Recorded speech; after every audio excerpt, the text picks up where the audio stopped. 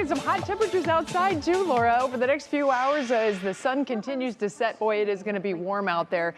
This is a look, though, at New Orleans, where they are still preparing for Hurricane Ida. Obviously, they are still, in shell shock, and there's a lot of people actually who have post-traumatic stress disorder from Katrina. Well, guess what?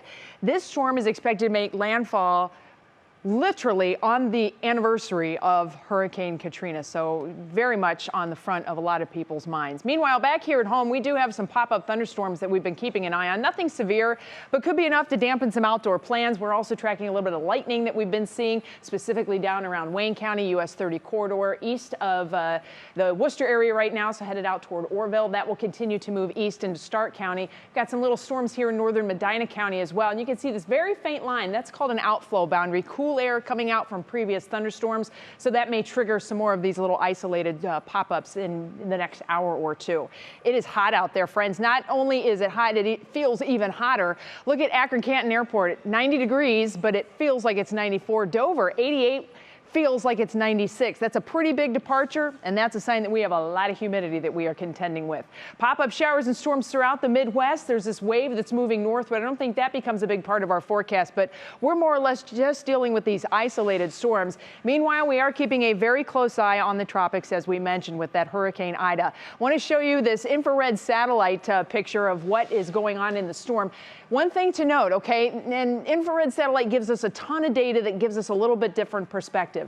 Notice the circle that just disappears. This is Cuba interacting with the storm. It's starting to break up the storm a little bit. A lot of people don't realize Cuba is very mountainous, but that helps to disrupt the flow of the storm. That being said, we are starting to see it come back together, and once it hops Cuba and gets into the Gulf, it is going to be moving into open territory.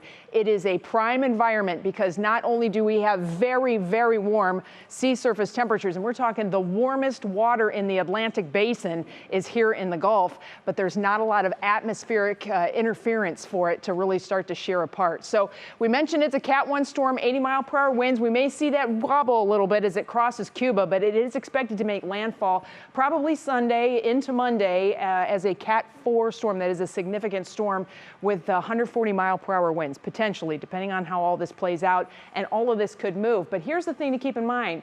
It's expected to come up into the Tennessee Valley, but this line here, this outside line, that basically is where the track could go. So we may see that coming up into Ohio by the time we hit Tuesday, Wednesday.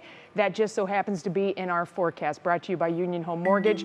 Upper 80s to near 90 the next couple days with the scattered rain and storms. Popcorn, summertime stuff.